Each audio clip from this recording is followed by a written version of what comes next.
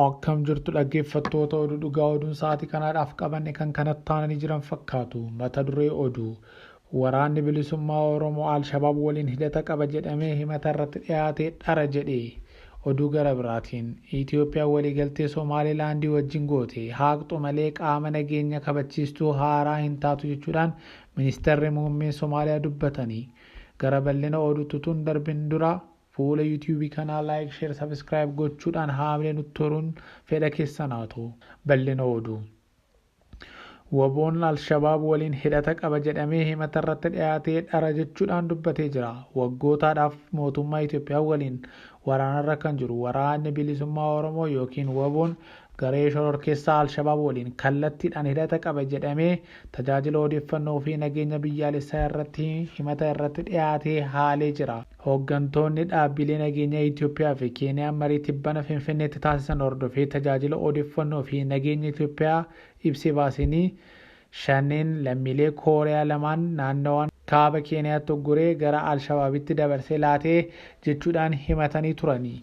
Haa ta'u malee waraanni bilisummaa Oromoo yookiin waboon himannaa irratti dhiyaateedhaa fi deebii laateen oggurri lammiilee Kooriyaa irratti qorannoo walabaa eeguun akka barbaachisu eeruun ta'us mootummaan Itoophiyaa ga'umsa Al-Shabaab gabbisuu fi marii mootummaa Somaaliyaa waliin Ankaraatti taasisuun dura Somaaliyaadhaaf ergaa dabarfachuudhaaf ofii Al-Shabaabitti dabarfachuu malaa jedhe. Kana malees gareen Al-Shabaab waliin hidhata tokkollee akka hin qabne ibse. Kana malees garee Al-Shabaab waliin hidhata tokkollee akka hin qabne waraanni bilisummaa Oromoon ibsee jira. Al-Shabaab kutaalee Oromiyaa Musliimoonni hedduminaan keessa jiraatan akka qaama Somaaliyaatti kan lakkaa'u ta'ee otoo jiru humni siyaasaa Oromoo kamuu garee kana waliin hariiroo uumuu akka hin dandeenyes waraanni bilisummaa Oromoon ibsee isaarratti baasee jira. Itoophiyaan waliigaltee Somaalilaandii wajjin qabdu haaqxu malee qaama nageenyaa kabachiistuu haaraa hin taatu jechuudhaan ministeerri muummeen Somaaliyaa dubbatanii jiru. Itoophiyaan waliigaltee wal hubannoo Somaalilaandii waliin galtee haaqxu malee qaama ergama nageenya kabachiisuu Somaaliyaa isa haaraa hin taatu jechuudhaan ministeerri muummee Somaaliyaa Hamzaa Abdiin dubbatanii jiru. Aangaan kunis Itoophiyaan qaama nageenya kabachiistuu Somaaliyaa ta'uuf jalqaba walabummaa fi tokkummaa daangaa biyyattii kabajuu qabdii jechuudhaan fuula Tiwiitarii yookiin X isaanii irratti barreessanii jiru.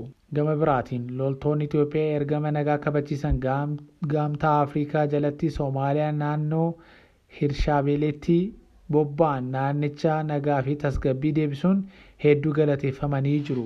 Ergamni ce'umsa nagaa kabachiisuu gamtaa Afrikaa yookiin ATMIS masariitii isaa irratti akka barreessetti loltoonni Itoophiyaa hidhattoota Al-Shabaabii adamsuun bakka dhokkatee baasuun haleeluun shoora olaanaa taphachuu isaanis dubbatee jira.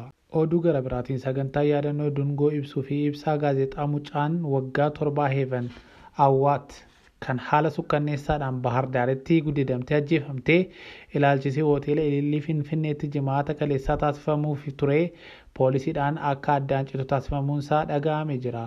Daa'imni Heevan magaalaa Bahar Daar keessatti kan guddidamtee ajjeefamte yeroo ta'u haati ishee torbe darbe keessa aadde Adaanach Abeebee wajjin wal arguudhaan mana jireenyaas fudhattee turte.